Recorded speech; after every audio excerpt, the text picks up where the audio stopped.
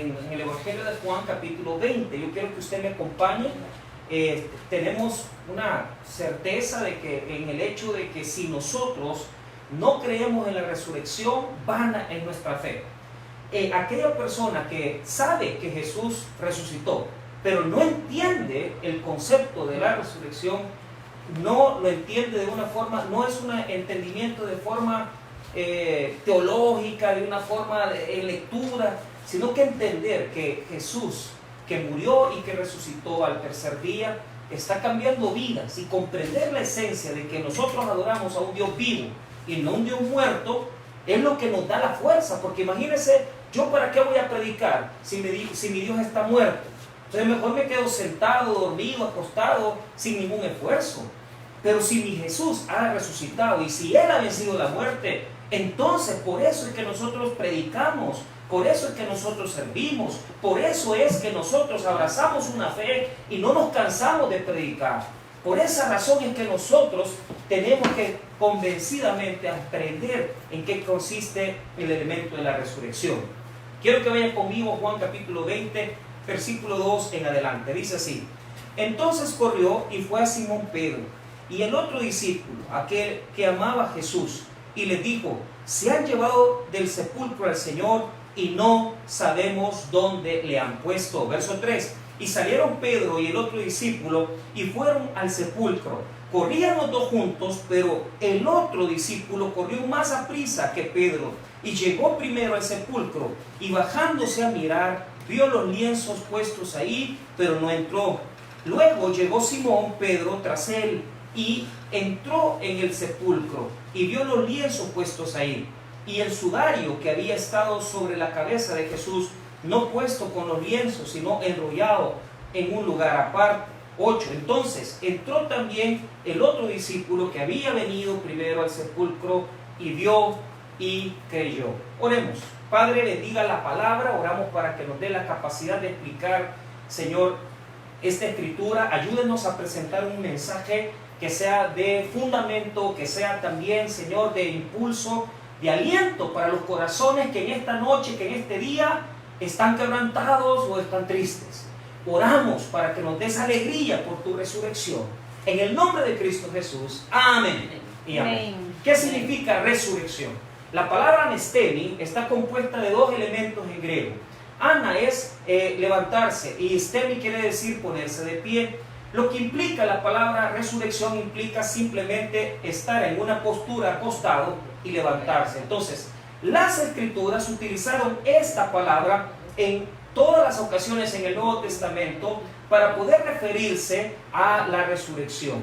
Ahora, la concepción de la resurrección en el Antiguo Testamento es muy importante, porque en el libro de Daniel capítulo 12 e en Isaías se habla de una resurrección. El concepto de resurrección ya era manejado por los judíos en el Antiguo Testamento. Ellos creían en una resurrección, pero ¿cuál es la diferencia entre la resurrección del Antiguo Testamento y del Nuevo Testamento?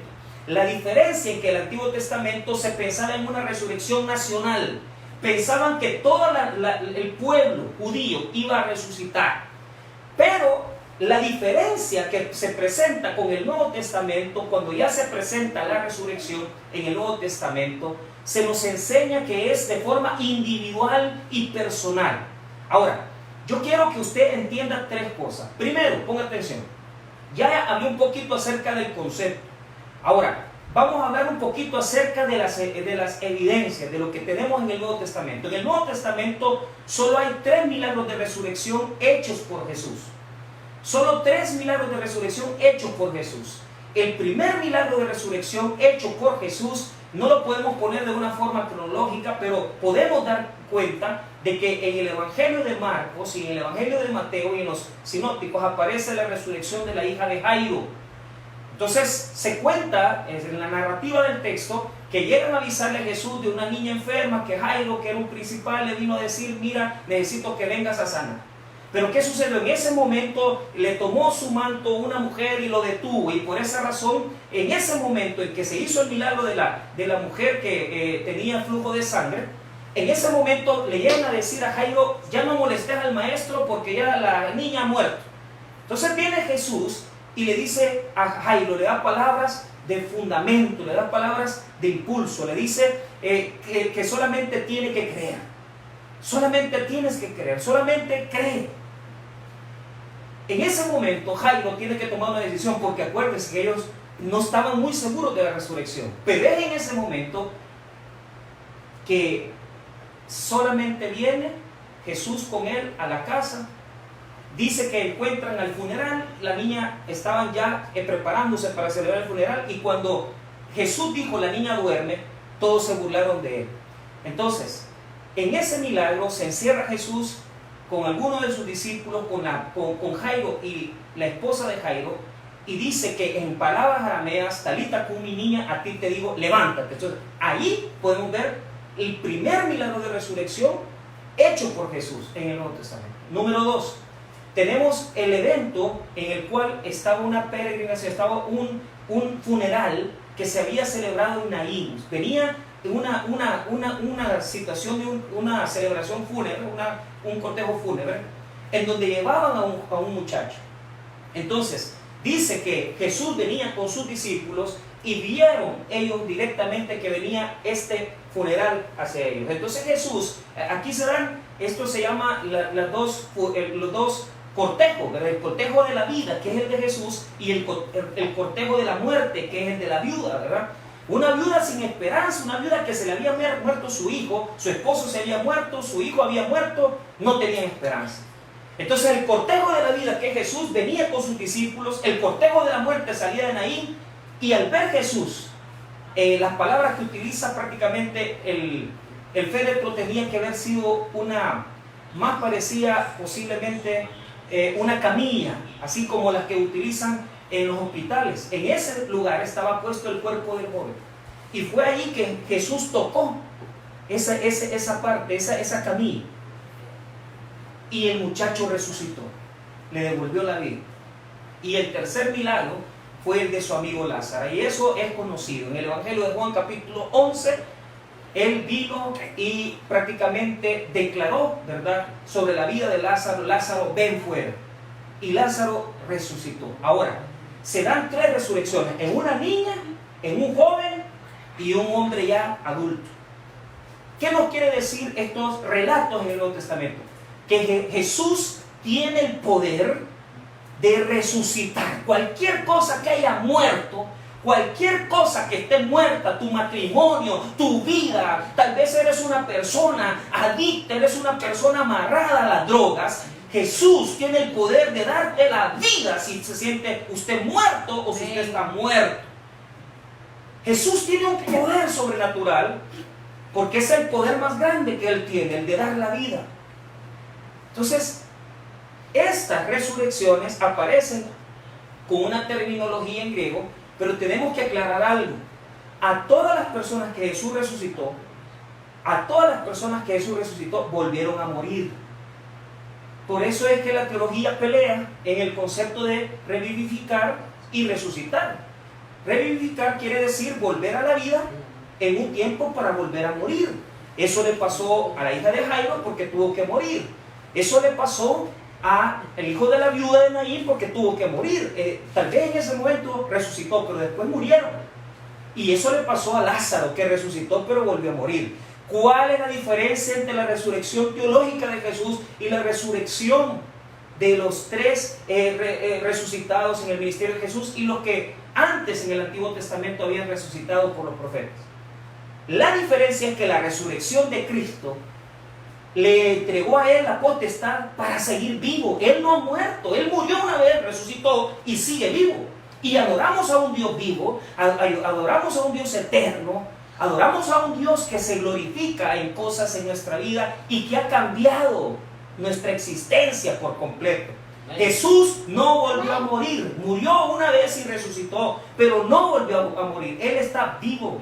Esa es la diferencia entre revivificar y resucitar. Ahora, veamos lo que pretenden estos textos. Tanto los evangelios de Mateo como Juan, Evangelio de Mateo, Marcos, Lucas y Juan, la forma de escribir la resurrección de Jesús es una forma apologética. Lo que está queriendo hacer es defender la fe en Jesús. ¿Por qué razón? Porque hay muchas posiciones, hay muchas posturas trabajadas por evidencias que exigen un veredicto, que es un libro muy común, muy popular, ¿verdad? Pero si hay uno de los elementos que acusaron a los discípulos de Jesús es de que ellos habían robado el cuerpo. Entonces tenemos testimonios, y los voy a leer para que podamos tener esa concepción, para poder saber. Tenemos testimonios hasta el año 300, muchos de los enemigos de la causa del cristianismo y muchos de los enemigos de la causa de Jesús pensaron que lo que había sucedido es que sus discípulos habían hurtado el cuerpo. Entonces eso se diseminó porque fue una mentira que, según Mateo, si usted lo puede revisar en Mateo 28, ellos, los mismos religiosos, habían diseminado. ¿Por qué razón? Cuando la guardia romana le llegan a contar a los religiosos que lo que había pasado era un evento trascendente como lo era la resurrección, lo que le dice la guardia, lo que le dicen los religiosos a la guardia romana es que les pagaron para decir que lo que había pasado es que habían venido a hurtar el cuerpo de Cristo. Entonces esa es la mentira, esa es la mentira que se diseminó. Entonces los textos de resurrección de Juan 20, de Mateo, Marcos y Lucas están diseñados para dar una respuesta al que piensa que el cuerpo se lo han robado.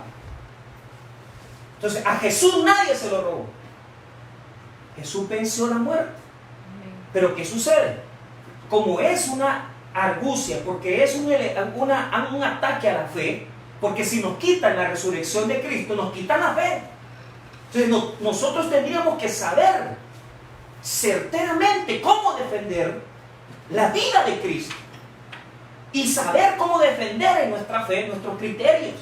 No solamente decir amén, no solamente declarar aleluya, sino que conocer los elementos de fe. Entonces, escuche estas notas muy comunes en Diálogo contra Trifón, que es escrito por Justino en el 108. Esto está escrito en el 108 después de Cristo. Escuchen, oigan el argumento que él escribe. Los judíos hablan de un Jesús, un engañador galileo, a quien crucificamos, pero sus discípulos lo robaron de noche de la tumba, en donde fue colocado al ser sacado de la cruz. Y ahora engaña a los hombres, declarando que se ha levantado de los muertos y ha ascendido a los cielos. Ese es un argumento. Eso está en Diálogo con Trifón, está escrito en el 108 después de Cristo por Justino. También tenemos la posición de Tertuliano en Apología. En Apologías dice esto, escuche bien: la tumba fue hallada vacía de todo excepto de las ropas del sepultado. Pero no obstante, los dirigentes de los judíos, a quienes les convenía mucho esparcir una mentira y mantener a un pueblo tributario y sumiso a ellos por la fe, proclamaron que el cuerpo de Cristo había sido robado por sus seguidores.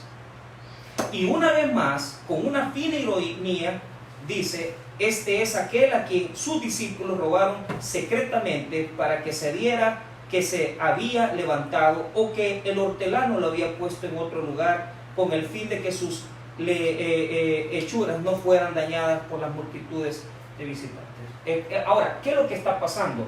Puedo dar un tercer argumento también. En la literatura judía constantemente se repite la misma mentira. Los discípulos de Jesús, dice, hurtaron el cuerpo de Jesús. Antes de que hubiese estado sepultado 24 horas, representaron en el lugar de la sepultura la comedia del sepulcro vacío, y demoraron el anuncio público a la resurrección hasta el día 15, cuando la descomposición del cuerpo había sido total. Entonces, hay argumentos que nos hacen entender hasta el año 400 después de Cristo que se dijo que el cuerpo de Jesús había sido robado. Ahora, Juan está queriendo demostrar lo contrario.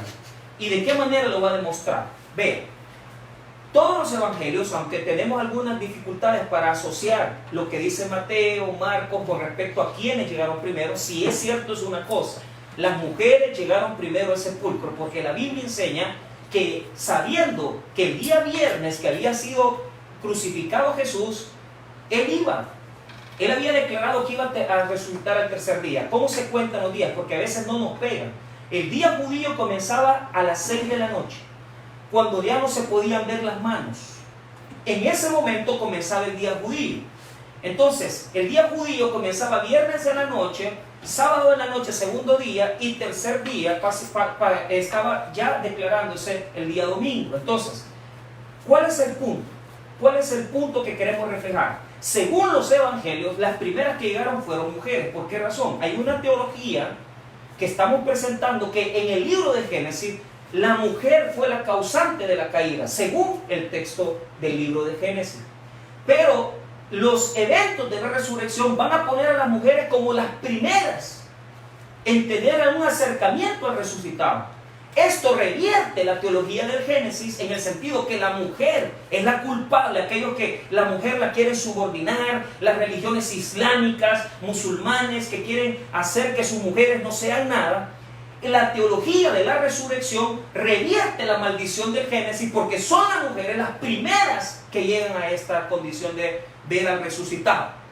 Entonces, dice que María Magdalena, acompañada de otras mujeres, según Mateo y Marcos, llegan a poder terminar de ponerles perfumes al cuerpo de Jesús.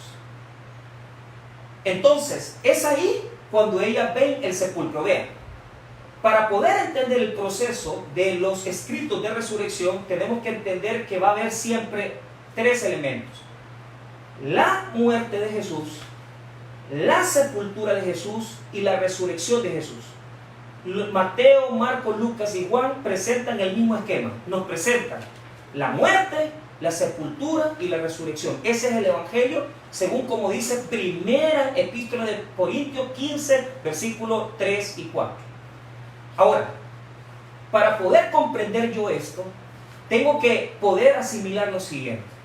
Llegan las mujeres y ya los evangelios me han presentado dos elementos. Para poder tener yo bases de la resurrección, tengo que creer, primero, que el sepulcro ha quedado vacío, lo que dice Mateo, Marcos y Lucas.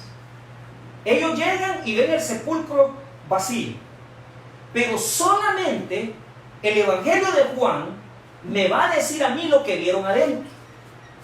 La primera evidencia de que Jesús ha resucitado es, número uno, la piedra se desplazó.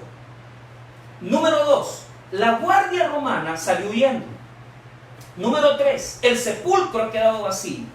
Y número 4, la evidencia más grande de la resurrección son las apariciones. Entonces, vuelvo a repetir, para tener un concepto de resurrección, yo tengo que saber, número 1, que la piedra se ha desplazado. Y eso implica que el sello que pusieron los romanos se rompió. Número 2, que el sepulcro ha quedado vacío completamente. Número 3, que la guardia ha huido, la guardia romana.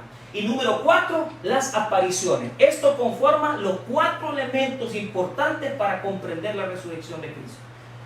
Vuelvo a repetir, lo que los evangelistas dicen en los 4 evangelios es, y se repite, los elementos. Número 1, para poder entender esa concepción, yo tengo que saber que la piedra fue desplazada. 2, el sepulcro ha quedado vacío. 3, la guardia romana ha huido. Y número 4, las apariciones del resucitado.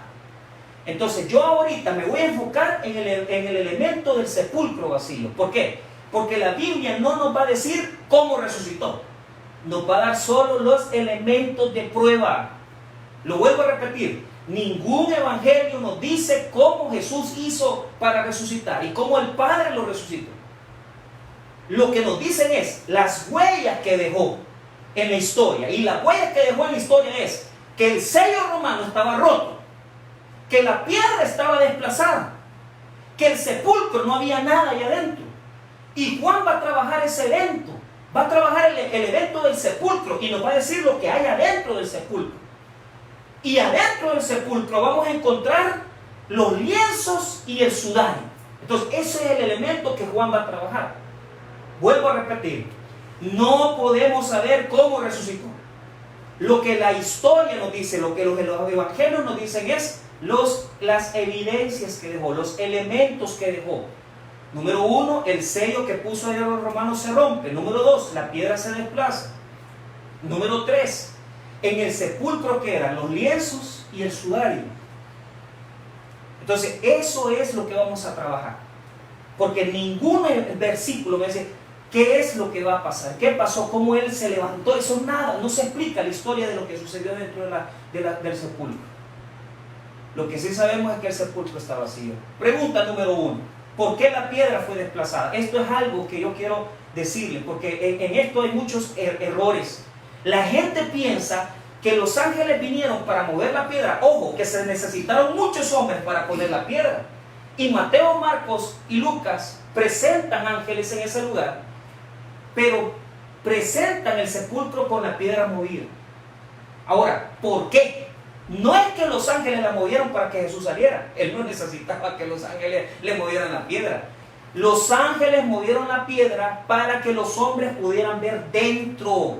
Porque así como quedó en el año 2000, en el año 33, porque no tenemos aproximaciones, unos dicen 36, otros dicen 30, no tenemos certeza.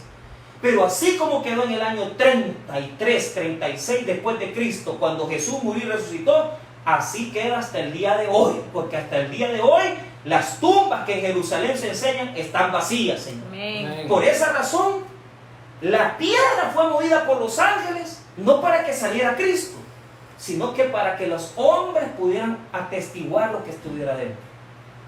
Número 2. Vamos a ver el elemento que está trabajando Juan. Ya los evangelios me dicen que son las mujeres las que llegan primero, pero Juan va a decir que solamente es una. ¿Por qué?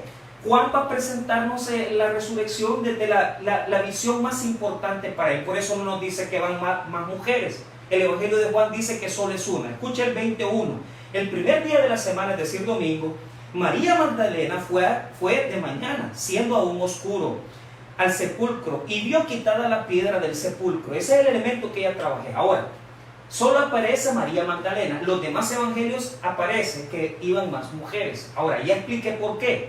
Porque Juan está trabajando solamente lo que a él le interesa. Y a él le interesa decir que la mujer fue la que llegó. Entonces trabaja el tema de María Magdalena. Número 2. Versículo 2. Entonces corrió y fue a Simón Pedro y al otro discípulo, aquel el que amaba a Jesús. Aquí está un elemento importante. El discípulo amado, en la teología de Juan, el discípulo amado aparece hasta los capítulos finales. ¿Por qué? Porque hay hay bastantes teorías, pero voy a dar 2. ¿Quién es el discípulo amado en Juan? Una postura es Juan el apóstol, el escritor del evangelio. Esa es la más conocida. Esa es la que todos pueden andar repitiendo. El discípulo amado, según el evangelio de Juan, es Juan el escritor del evangelio. Pero hay otra postura, que cada vez que aparece el discípulo amado es una clave teológica de poner al discípulo idóneo, al discípulo más correcto, al discípulo modelo. Entonces, hay otras posturas más, no nos importan. Pero yo quiero que usted sepa que el discípulo amado puede ser Juan el apóstol o puede ser un modelo de discípulo. Yo quiero ser como Juan el amado, porque él es un discípulo modelo. Ahora, ¿por qué lo voy a decir? Porque dice que María Magdalena corrió y se acercó a donde estaba. Ojo con esto, Pedro había negado a Jesús, pero aún que lo había negado, María lo va a buscar, porque él se reconoce como el vocero de los discípulos. Él es el representante de los discípulos. Pero a la par de Pedro estaba el discípulo amado. Entonces vea lo que dice el verso número 2. Y al otro discípulo, al que amaba a Jesús, y le dijo: se han llevado del sepulcro al Señor y no sabemos dónde le han puesto. Mira la primera impresión. ¿Qué dice María Magdalena? Se lo han robado. Entonces, así andan un montón de cristianos, metidos en la iglesia, pero como que sus vidas nunca han sido transformadas. ¿Sabe por qué? Porque estos piensan que el ser cristiano solamente es decir amén, gloria a Dios. No, señores. Pasan por encima del sepulcro, por el frente del sepulcro, se han robado a Cristo, no saben nada, no conocen a Jesús, no les ha cambiado su vida. No les ha cambiado su vida. Mire, la iglesia está conformada por discípulos y multitudes. Los discípulos, el matetes, es el que aprende, pero las multitudes son las que quieren comer nada más. Entonces, Cuando pastoreaba Usulután, ¿cuánta gente en la mañana? En el culto de las 9, 400 gente, 500 gente, pero de todos ellos, ¿cuánta gente realmente conocía a Jesús? En Cojutepeque, los cultos de la mañana, 200 personas a las 8, 190 a las 10 y otra cantidad de gente. Pero yo digo, ¿cuántos ahorita? Hasta ya perdieron la fe. Se han congregado todo este tiempo. Y mire, qué terrible. ¿Por qué? Porque algunos somos como la Magdalena, que se han robado el cuerpo. ¿Cuántos sermones oíste vos? Que no oíste que Jesús cuántas veces repitió que iba a resucitar. ¿Cuántas veces le dijo a sus discípulos, yo al tercer día voy a resucitar? Y no le pusieron atención. ¿Cuántos sermones, cuánta prédica, cuánto discipulado? ¿Para qué? Para que ahora vengas y no sabes en qué creer. ¿Cuánta procesión, cuánta Semana Santa, cuánta misa has ido y no sabes quién es Jesús? No les ha entregado su vida. ¿Pensás que se lo han robado todavía?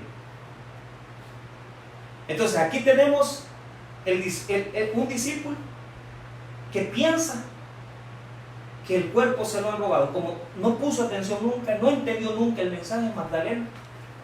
Entonces le llega a decir a Pedro y a Juan, le llega a decir, se robaron el cuerpo. Se robaron el cuerpo. No sabía, no se acordaba. Ahora, veamos cómo reaccionan los otros dos discípulos. Viene ella, le dice a Pedro y a Juan, y cuando le da la noticia, ellos salen. Ojo con esto. Los versículos de la resurrección ponen a los hombres como cobardes. Y eso se lo quiero decir claramente. ¿Por qué? Lo vuelvo a repetir, es una reversión del Génesis. El Génesis, la mujer cae, hace caer a Adán. La mujer es la causante del pecado. Pero los libros de los evangelios no presentan que las mujeres eran más valerosas que los varones. ¿Por qué? Porque los discípulos todos acobardados estaban ahí escondidos, que me van a matar, que van a venir a reprenderme, que los romanos van a venir. Miedosos los varones. Siempre las mujeres han sido las que han estado encima de todo. Amén. Mire, las mujeres son las que fueron al sepulcro y no tuvieron miedo. Pero ¿cuál es el problema? Ahora estos que están escondidos, se les va a decir, la mujer les va a decir, porque en la visión bíblica el testimonio de una mujer no tiene valor. Entonces por eso es que se presentan los varones. Por eso es que se les avisa a los varones. Entonces vea, se le avisa a Pedro y a Juan, y dice el verso 3, y salieron Pedro y el otro discípulo y fueron al sepulcro. Ve el versículo número 4. Ponga atención, aquí está la mano del escritor, la tinta de Juan el apóstol, poniendo las cosas a su favor. Verso 4. Corrían los dos juntos, pero el otro discípulo corrió más a prisa que Pedro y llegó primero al sepulcro. O sea, como poniendo a Pedro como viejo, ¿verdad? Porque Juan estaba jovencito. Juan posiblemente tenía 20 años, posiblemente 20, un poco menos posiblemente. Y Pedro ya tenía sus 40, sus 50. Pero ¿qué pasa? A ver quién llega primero. Así andan un montón de cristianos, ¿verdad? Viendo quién llega primero. Así que, mire, ¿usted cree que va a impresionar a Dios con toda la obra que usted hace? ¿Usted cree que va a impresionar a Dios con todas las bolsas que está regalando? ¿Usted cree que va a impresionar a Dios con toda la actividad que usted tiene? Con eso no lo impresiona. Amén. Pedro corre más lento. El discípulo amado, el que llega primero. Y parece que así son las iglesias, así somos las iglesias. Ay, ¿quién tiene más seguidores? ¿Quién es el que más like? ¿Quién? Por Dios, como que estamos en la misma competencia. O somos Pedro o somos Juan. Pero como está trabajándose un tema teológico, Juan se está poniendo como, ay, yo soy el primero que llegó, ¿verdad? Soy el más joven. Entonces podemos ver que es esto que nos está pasando hoy. Ya viene en la iglesia desde el principio, desde que se escribió el Evangelio de Juan, ya venimos compitiendo, ya venimos viendo quién es. El Pedro era el que jerarca, el que llevaba toda la autoridad, el que daba las palabras, el que hablaba con Jesús. Y Juan era el cipote, pero el cipote es el que llega primero y Pedro es el que llega último. quién es el que más ayuda, quién es el que más da. Hoy ya no va a importar quién más va a ayudar. Si miren cómo vamos a estar. ¿Cuántos meses vamos a pasar sin ver una iglesia llena? Y de nada sirve. ¿Cuántos meses vamos a pasar sin tener junto toda la iglesia? Y por más que diga, yo tenía 200, yo tenía 500, no tenés nada ahorita. Amén. No tenemos nada. Hoy somos lo que predicamos. Ahora, ¿qué es lo que nos va a presentar? Llega primero Juan y después Pedro. Pero vea lo que dice el versículo número 5. Mire lo que dice, 5.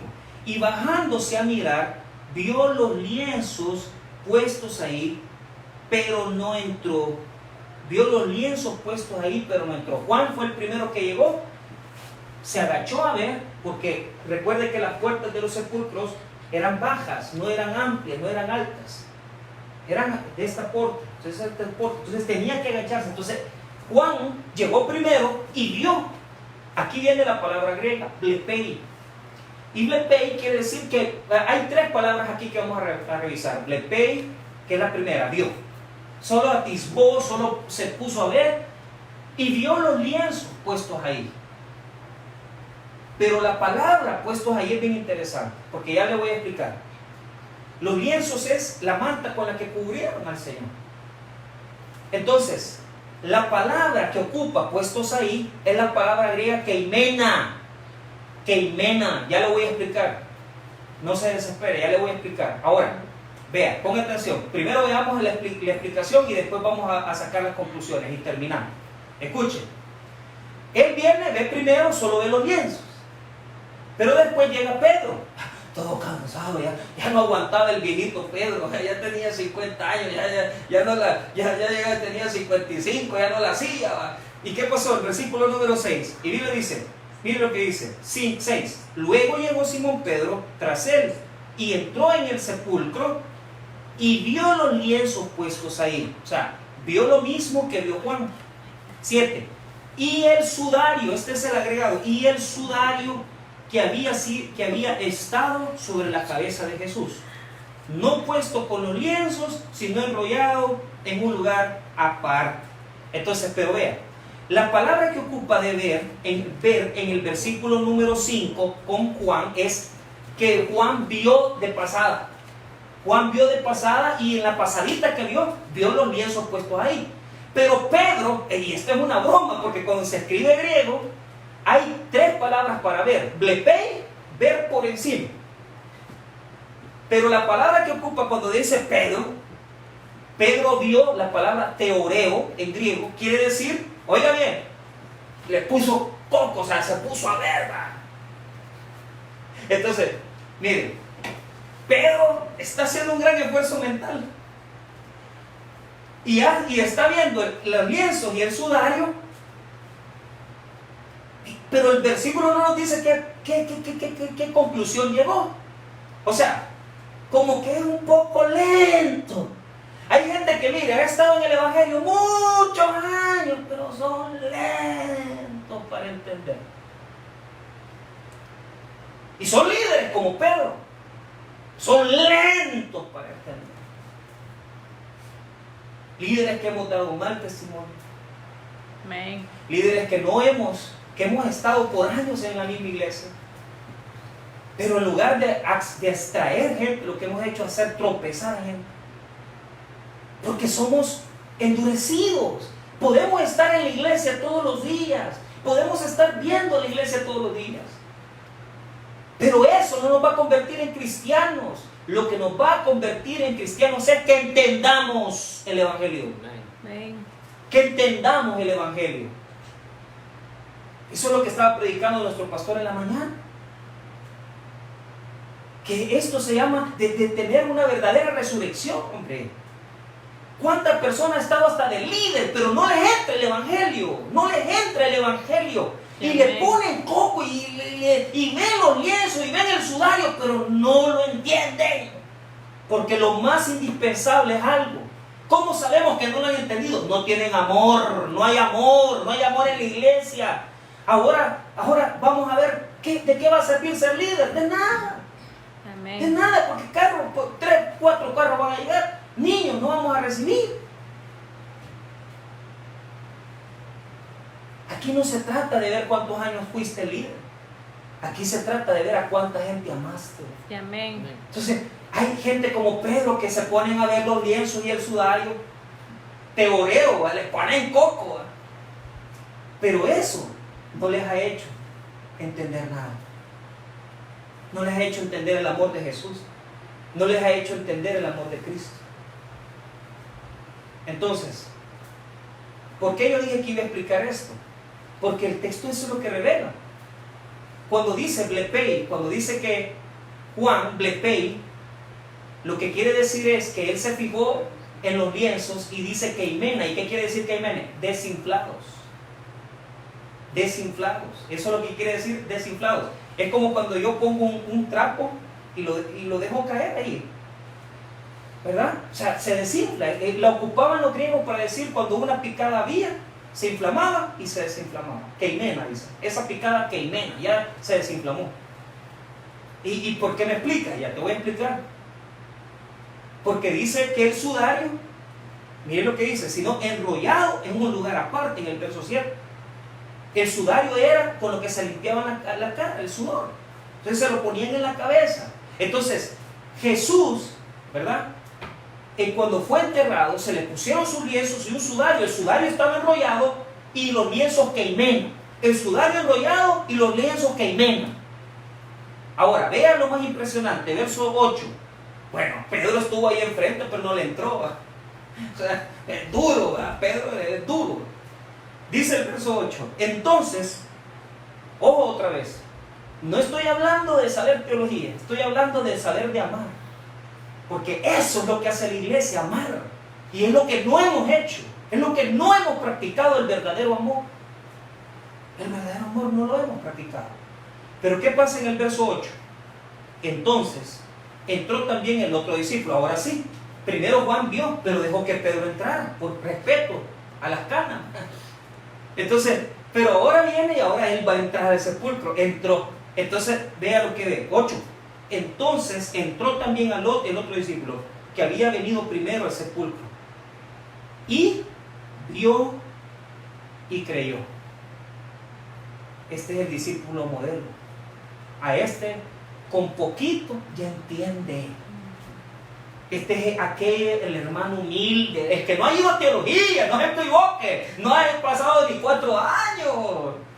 No conoció la dirección de la hermana Celarien, nada de eso, no sabe qué es eso. Este es el sencillo que con poquito entendió el evangelio, oyó la palabra y le entregó su vida a Dios. Amén. ¿Por qué razón? Porque eso es lo que representa. Primero, Magdalena representa el montón de gente que está en la iglesia, pero que como que Jesús no está vivo, está muerto. No saben que Jesús ha resucitado. Pedro representa el discípulo que tiene endurecida su mente, está en el evangelio, pero no le entra el evangelio del amor. Y Juan representa a aquel que con poquito, que con lo sencillo, ellos entienden las cosas de Dios y se entregan a Jesús, le comienzan a servir, le comienzan a amar, transforman su vida, resucitan su vida, cambian su estilo de vivir, ven con un poquito y creen que Jesús ha resucitado. Amén. ¿Por qué? Vea la conclusión, ponga atención. La palabra keimena quiere decir desinflar. Y el sudario enrollado, oiga lo que quiere decir. Oiga lo que quiere decir. El cuerpo, el cadáver del Señor no se lo habían robado.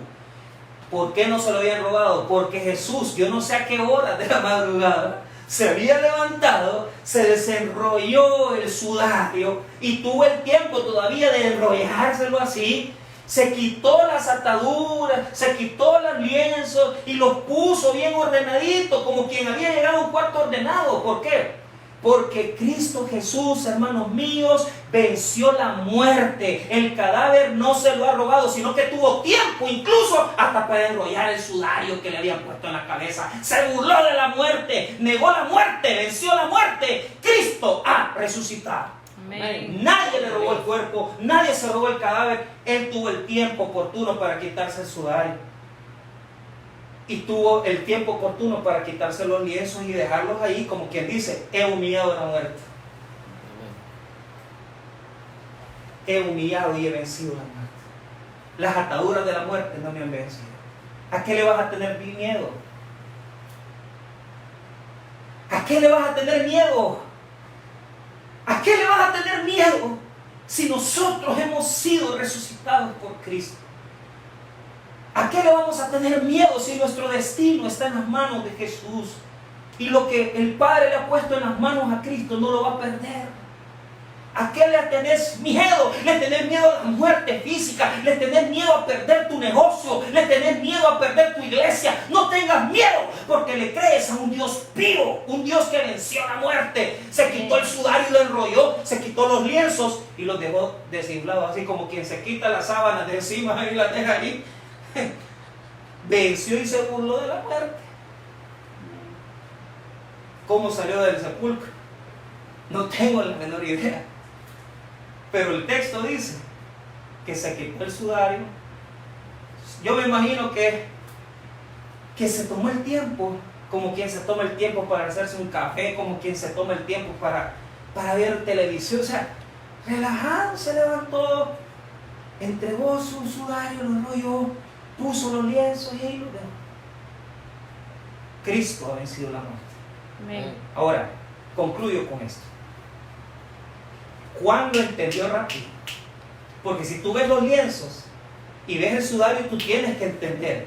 Porque te acordás que Jesús te dijo que resucitó, que iba a resucitar. ¿Cuánto tiempo has pasado con Jesús? ¿Cuánto tiempo has pasado con Él? ¿Cuánto tiempo has servido? ¿Cuánto tiempo has estado en la escuela bíblica? ¿Cuánto tiempo has predicado? Y hasta este día no le has entregado tu vida verdaderamente a Dios. Y sigues creyendo en un Dios muerto y no en un Dios vivo. El texto de Juan capítulo 20 nos enseña que podemos ver la resurrección desde tres perspectivas. Lo podemos ver como María. Se robaron el cuerpo. Mucha gente está así en la iglesia. No saben quién es Jesús. Muchos pueden ser como Pedro, líderes endurecidos que no ven el sudario, ven el lienzo y no entran en el amor. No comprenden qué es eso. Y otros son sencillos y humildes, como Juan, que al ver las cosas, ver los lienzos y el sudario, inmediatamente vio y creyó. La palabra griega es orao. Tres palabras utilizamos para ver: blepei, ver pasar; teoreo, ver concentrado; y orao o jorao, que es la última, que vio y creyó. Es aquel ver, de entender, de comprender lo que ha pasado. Jesús no quiere tantos seguidores. Jesús no quiere una iglesia de tantas gentes. Jesús quiere que su iglesia le entienda a Él y entienda el Evangelio.